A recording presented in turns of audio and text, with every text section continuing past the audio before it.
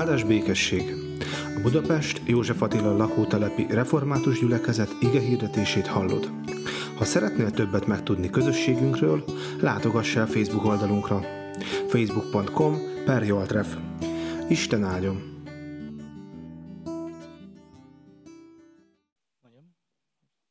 Áldjad lelkem az Urat, és egész bensőm az ő szent nevét. Áldjad lelkem az Urat, és el ne feledd, mennyi jót tett veled.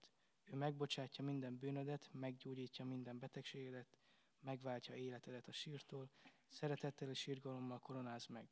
Betölti javaival életedet, megújul ifjúságod, mint a sasé. Kegyelem nektek és békesség Istentől, a mi atyánktól és az Úr Jézus Krisztustól. Szeretettel köszöntünk mindenkit. Ez a nap a Református Egyházban az idei évben először az ifjúság vasárnapja. Ez az alkalom nem csak a fiataloknak szól, fontos, hogy az idősebbek se felejtsék el, milyen fontos az, hogy Isten napról napra megújít minket, és hív minket, hogy megbánva bűneinket hozzá megtérjünk, és benne örökké éljünk. Isten igéjét Pál apostolnak a Timóteushoz írt első leveléből olvasom, a 4. rész 12. versétől. Senki meg ne vessen ifjúkorod miatt, hanem légy példája a hívőknek beszédben, magaviseletben, szeretetben, hitben, tiszta életben. Amíg megérkezem, legyen gondod a Szentírás felolvasására, az igehirdetésre, a tanításra. Ne hanyagold el a benned levő kegyelmi ajándékot, amelyet profécia által kaptál a vének kézrátételével. Ezekkel törődj, ezekkel foglalkozz, hogy előrehaladásod nyilvánvalóvá legyen mindenki előtt. Legyen gondod önmagadra és a tanításra. Maradj meg ezek mellett, mert ha így cselekszel, megmented magadat is, hallgatóidat is.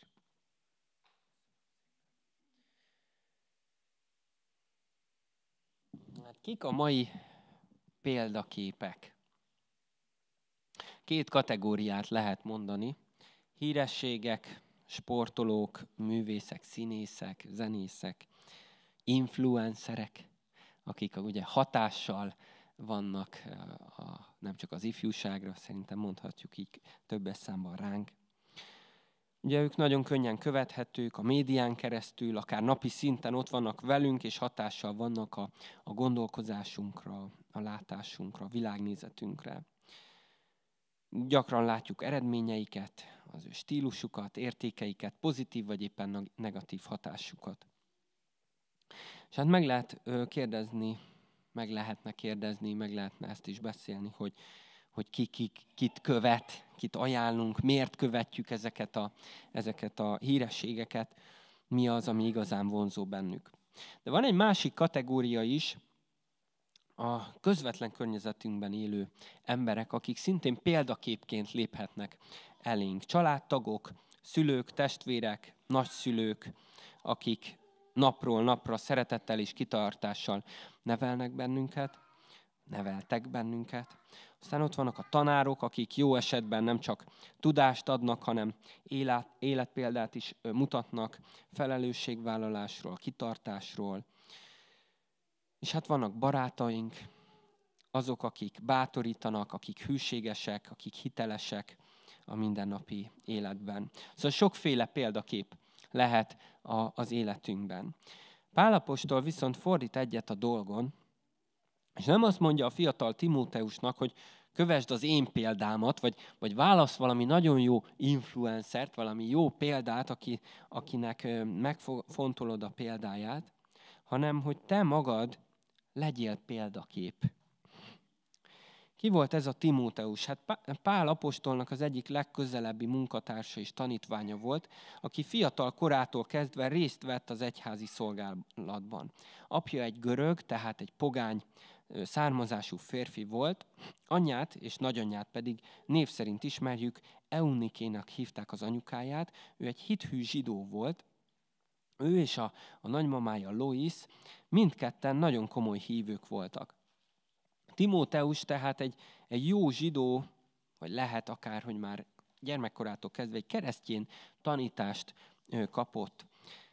De élő hitre valószínűleg csak akkor jutott, amikor találkozott Pállal. Erről olvashatunk a Bibliában, az Abcsel 16-ban.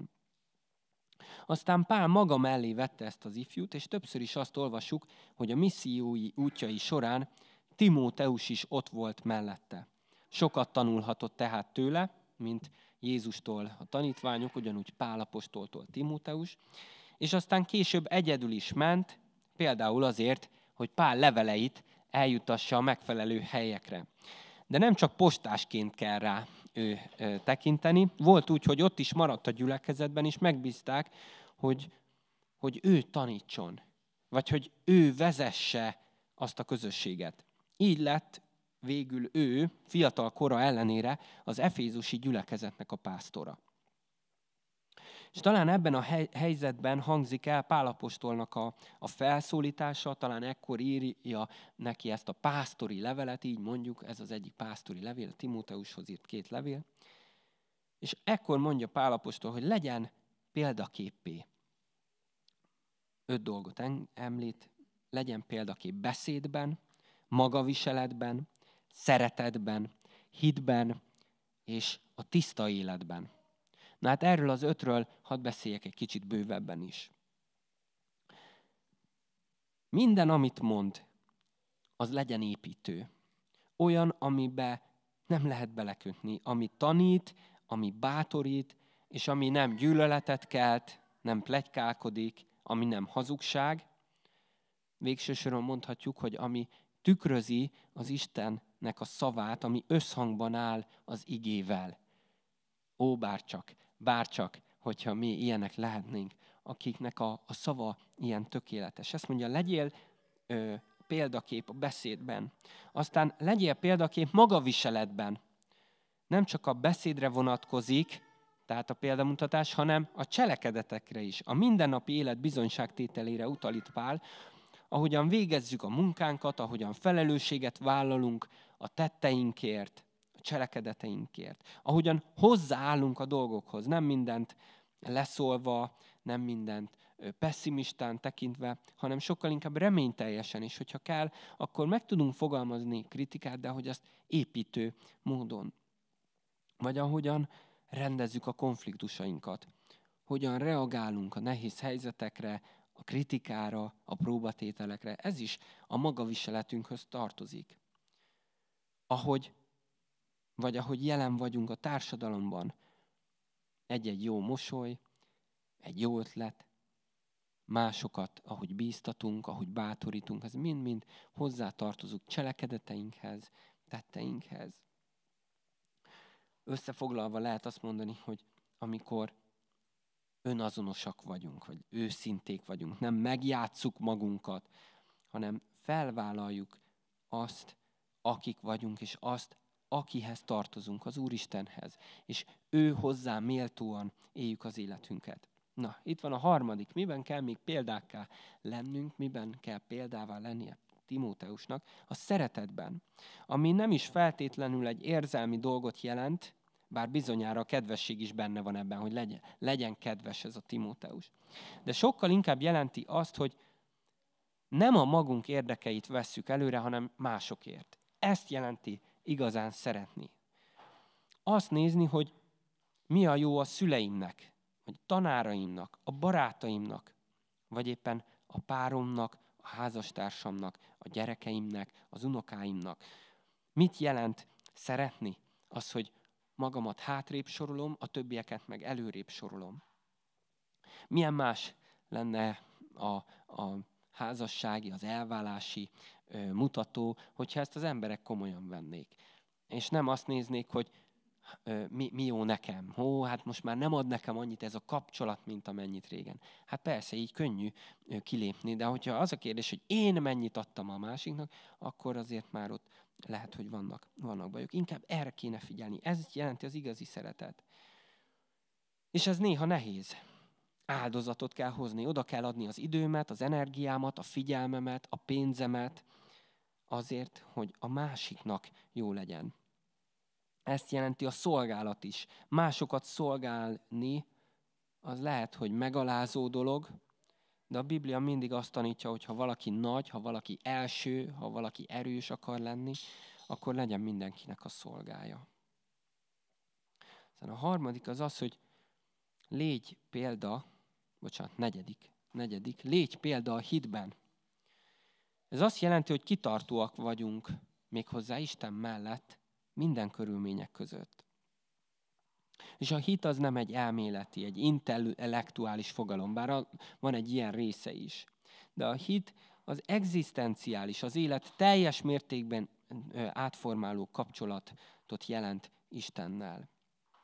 És ez meglátszik rajtunk a hétköznapokban is. Ahogy az előző pontokban látjuk, minden ebből fakad, a beszéd, a cselekedet, a szeretet, és majd a tiszta élet is, ami az utolsó pont ebben a részben. Ha hiszünk az Istenben, hogyha belőle táplálkozunk, akkor abból fakad minden más, hogyha hozzá hűségesek vagyunk. Na de erről majd még később is lesz szó. És az utolsó pont, az azt mondja, hogy légy példa a tiszta életben. A zsidó kultúrában ugye nagyon fontos volt, mind a mai napig fontos az, hogy mi az, ami tiszta, és mi az, ami tisztátalan. Mit szabad, és mit nem szabad megtenni, meg megenni. Hogy hogyan kell tisztálkodni és tisztítani a dolgokat. Szóval a tiszta élethez való ragaszkodás azt is jelenti, hogy a zsidó törvényeknek meg kell felelni ennek az ifjú vezetőnek, Timóteusnak. De ugye tudjuk jól, Jézus rávilágított arra, hogy a tisztaság az nem csak a külsőségekre vonatkozik. Nem az teszi tisztátalanná az embert, ami bemegy a szájába, hanem ami onnan kijön. Nem csak arra kell ügyelni, hogy tisztáknak tűnjünk, hanem sokkal fontosabb az, hogy mi van ott belül. Lelkileg tiszták, lelkileg jók, lelkileg, hogy erkölcsösök vagyunk-e. Mert Isten belelát szívünkbe, lelkünkbe, belsőnkbe. Ő mindent tud rólunk. És a példamutatás a tiszta életben talán azt is jelenti, hogy készek vagyunk mindig számot adni Istennek arról, hogy mi van oda bent. Hogy kimondjuk a bűneinket, hogy letesszük előtte azokat a dolgokat, amik beszennyezik az életünket. A bálványainkat, a függőségeinket, a félelmeinket, a bűnös vágyainkat, az értelmetlen céljainkat. És persze az is fontos, hogy miután letettük ezeket az Isten elé, hogy mit veszünk fel utána. Az tiszta élet nem csak arról szól, hogy mitől szabadulunk meg, hanem arról is, hogy Isten lelke betölthet minket. Örömmel, békességgel, új célokkal, és hát ez jó. Ez jelenti a tiszta élet, hogy ő az, aki megújít bennünket. Szóval itt van ez a felsorolás, és hát ezt így magunkra is értelmezhetjük, és nekünk is talán mondja a Szentírás, hogy légy példa mindezekben. Jó, de hát van itt egy kis bökkenő. Amikor halljuk ezeket a dolgokat, légy példa szóban, tettben, szeretetben, hitben, és tisztasságban, akkor talán érezzük azt a nyomást, ami úgy ránk nehezedik, és aminek nem tudunk megfelelni. Hát micsoda elvárások vannak is itt. Nem csak, hogy én feleljek meg mindezeknek, de még ezekben legyek példája másoknak is. Hát na persze. Hát hogyan lehetnék én ilyenné? És a válasz pedig nem más, mint az, hogy az igazi példaadás az nem is önmagunkból jön, hanem Krisztusra fókuszálva, ő benne gyökerezve. Biztos mondtam ezt a példát, és majd még fogom is mondani máskor is, de nekem nagyon tetszik az a kép, ami a fáról szól. Hogyha ránézünk egy fára, ami szép, ami egészséges, ami gyümölcsöket terem, akkor nem látjuk annak a gyökerét. Viszont amikor egy fa jó gyümölcsöt akar hozni, akkor nem a gyümölcstermésre fókuszál. Egy jó gazda, akinek vannak gyümölcsös fái, gyümölcsfái, hát az nem erre koncentrál, hogy milyen a gyümölcs, hanem mindent megtesz azért, ami előtte van, ami megvan. És a gyökerére kell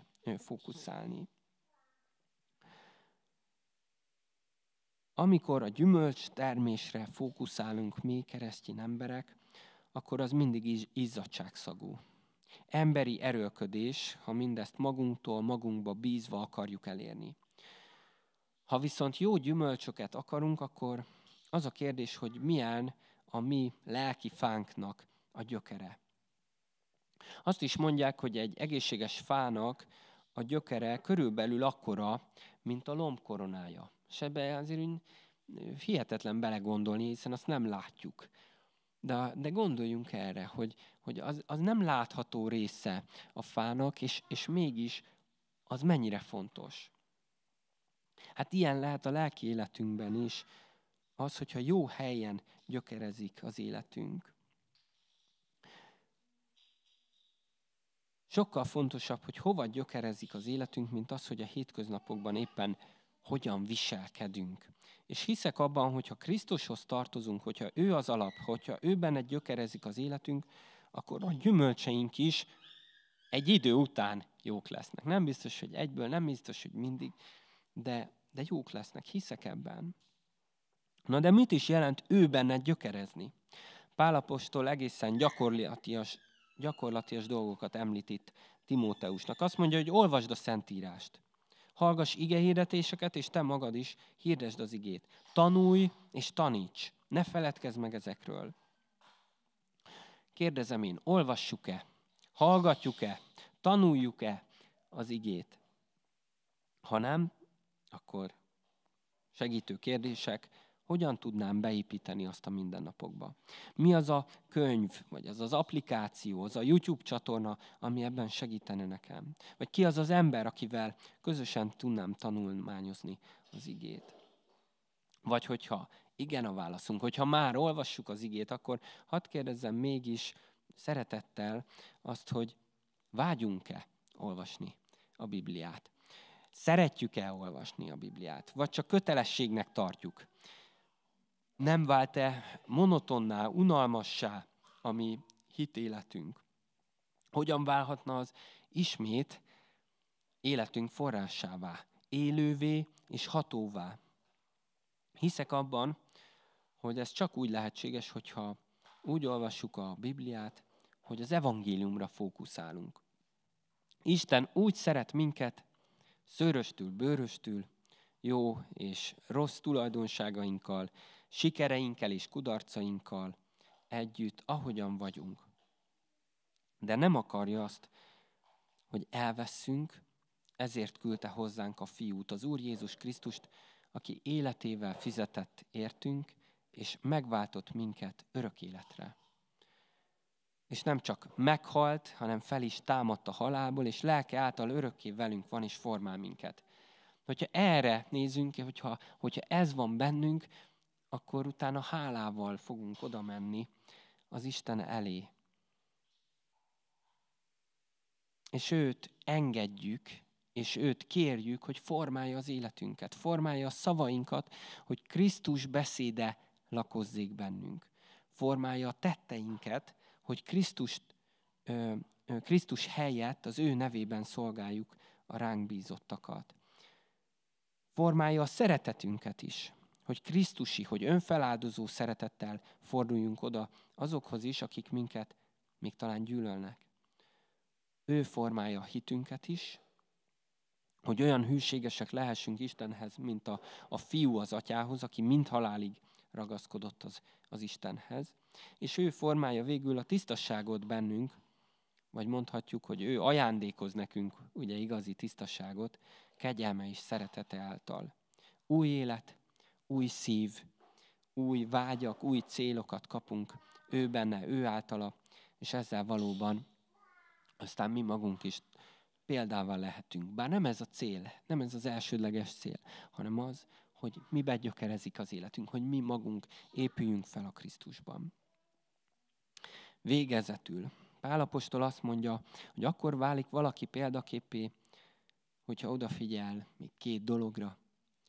Legyen gondod magadra és a tanításra. Mindkettő fontos. Ugye Calvin tanítása nyomán ezt nevezhetjük az önismeret és az Isten ismeretnek a kettősének is. a kettő összetartozik, kiegészíti egymást. Egyrészt a saját testünkre, lelkünkre, jólétünkre való odafigyelés,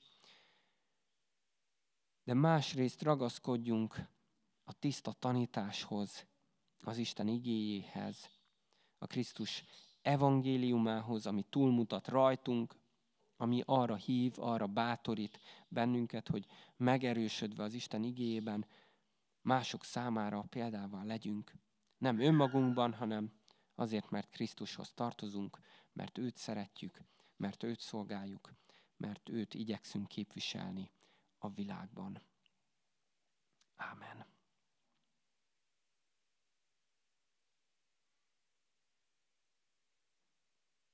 És imádkozzunk.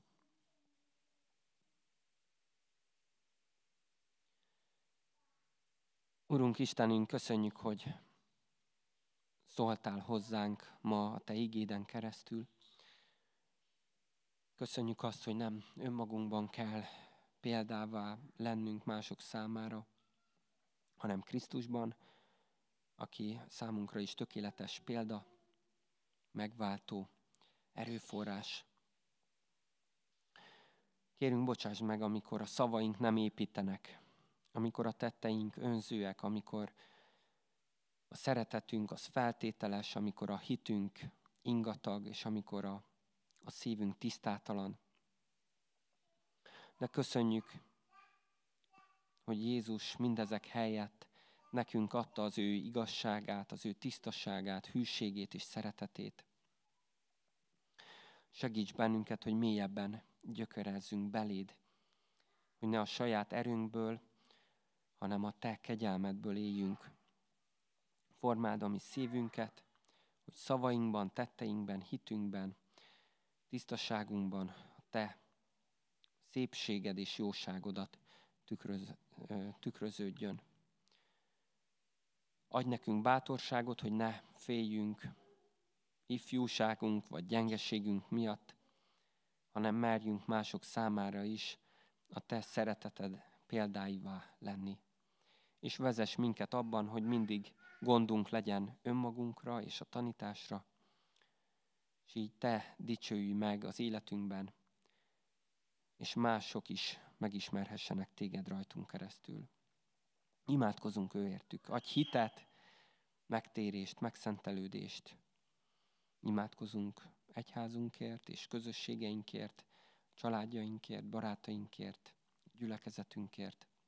Kérünk, hogy áldásod legyen rajtunk, kísérje az minden napjainkat. Jézus nevében kérünk Téged, aki így tanított minket imádkozni. Mi, Atyánk, aki a mennyekben vagy, szenteltessék meg a Te neved.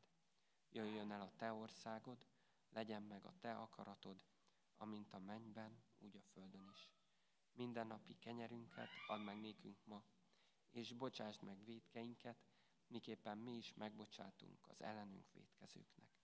És ne vigy minket kísértésbe, de szabadíts meg a gonosztól, mert tied az ország, a hatalom és a dicsőség mindörökké. Ámen.